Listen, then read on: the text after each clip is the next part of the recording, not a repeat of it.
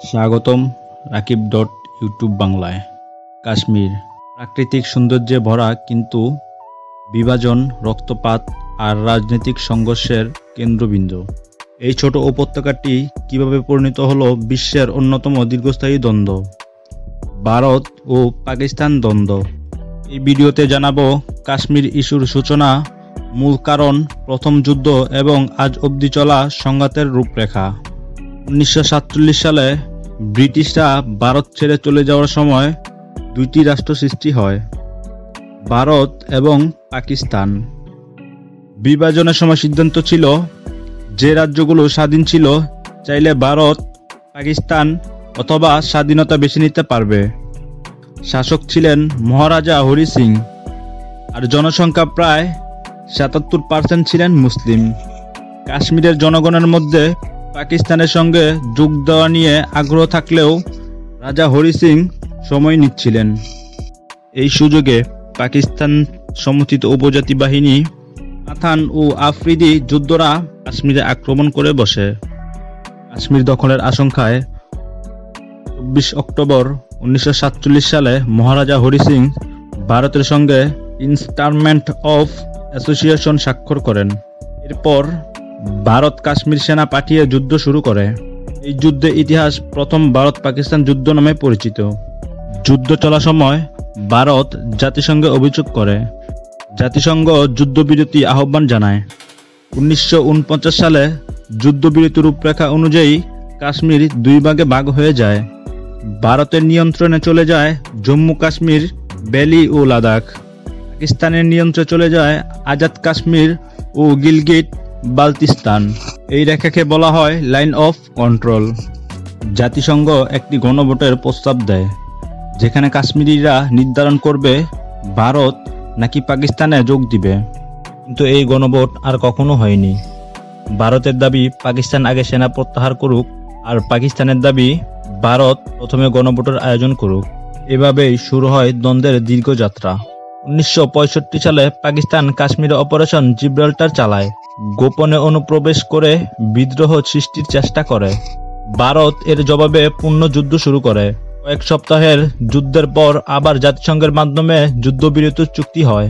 1971 সালে যুদ্ধ মূলত পূর্ব পাকিস্তান, বর্তমান বাংলাদেশ নিয়ে হলেও এর প্রভাব পড়ে কাশ্মীর দ্বন্দ্বেও। 1999 সালে পাকিস্তানি সেনাবাহিনী ছদ্মবেশে কার্গিল পাহাড় এলাকায় প্রবেশ করে। ভারত এটিকে সমরাস্ত্র আগ্রাসন হিসেবে প্রতিহত করে। এর ফলে দুদেশেরই শত শত সেনার প্রাণ যায়। এই যুদ্ধ ছিল পারমাণবিক শক্তিধর দুই দেশের প্রথম যুদ্ধ। 2019 সালে 5 আগস্ট ভারত সংবিধানের 370 ধারা বাতিল করে কাশ্মীরের বিশেষ মর্যাদা তুলে নেয়। কাশ্মীরকে কেন্দ্রশাসিত অঞ্চলে পরিণত করা হয়। এর ফলে সেখানে ইন্টারনেট, ফোন সংযোগ বন্ধ করে দেয়। রাজনৈতিক নেতাদের গৃহবন্দী করে রাখা হয়। বিরাট আন্তর্জাতিক প্রতিক্রিয়া সৃষ্টি হয়। কিন্তু ভূরাজনীতি, সন্ত্রাসবাদ ও সীমান্ত উত্তেজনা এখানে সেই সমাধানের পথকে কঠিন করে রেখেছে।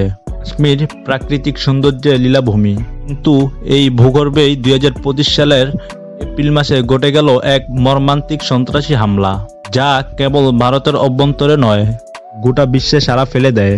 22 এপ্রিল 2025-এ কাশ্মীরের পেহেলগাম এলাকায় একদল সন্ত্রাসী জঙ্গি পর্যটকদের বহনকারী একটি বাসে অতর্কিত হামলা চালায়।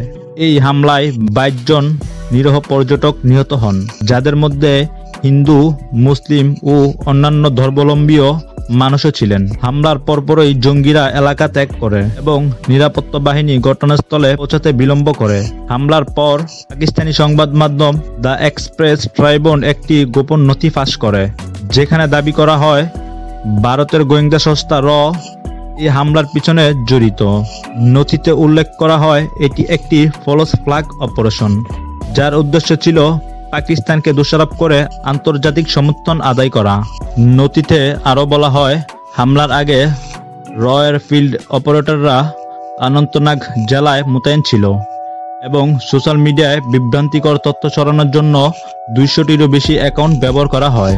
হামলার সময় ভারতে সফররত মার্কিন ভাইস প্রেসিডেন্ট জেডি ভ্যান্স বলেন, আমরা আশা করি ভারত এই সন্ত্রাসী হামলার জবাব এমনভাবে দেবে যেন তা বৃহত্তর আঞ্চলিক সংঘাতে পরিণত না হয়, এবং আমরা আশা করি পাকিস্তান ভারতকে সহযোগিতা করবে যেন নিশ্চিত করা যায় যে তাদের ভূখণ্ডে মাঝামাঝি পর সন্ত্রাসীদের খুঁজে বের করে তাদের মোকাবেলা করা হয়। এছাড়াও মার্কিন প্রেসিডেন্ট ডোনাল্ড ট্রাম্প এই হামলার নিন্দা জানান এবং ভারতের পাশে থাকার বার্তা দেন। কাশ্মীর উপত্যকায় প্রায় 5 লাখেরও বেশি সেনা সদস্য মোতায়েন থাকা সত্ত্বেও কিভাবে এই হামলা সংগঠিত হলো, এটি এখন সবার প্রশ্ন।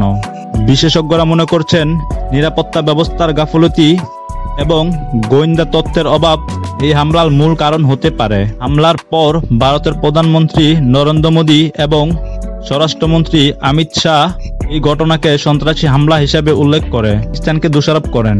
অন্যদিকে পাকিস্তান এই অভিযোগ অস্বীকার করে এবং ভারতের গোয়েন্দা সংস্থার বিরুদ্ধে অভিযোগ আনে।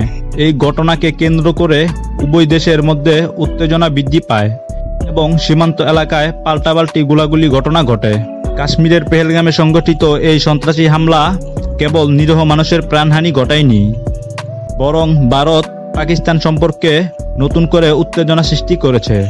এই ঘটনার সুষ্ঠু তদন্ত এবং দায়ীদের শাস্তি নিশ্চিত করা ছাড়াও উভয় দেশের উচিত শান্তিপূর্ণ আলোচনার মাধ্যমে সমস্যার সমাধান খোঁজা, যাতে ভবিষ্যতে এ ধরনের মর্মান্তিক ঘটনা আর না ঘটে। শুধু আলোচনার মাধ্যমে সম্মানের ভিত্তিতে হয়তো একদিন এই ভূগর্ভ সত্যিকারের শান্তি ফিরে পাবে।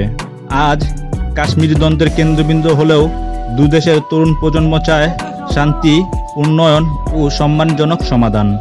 ভিডিওটি ভালো লেগে থাকলে অবশ্যই লাইক, কমেন্ট এবং সাবস্ক্রাইব করতে ভুলবেন না।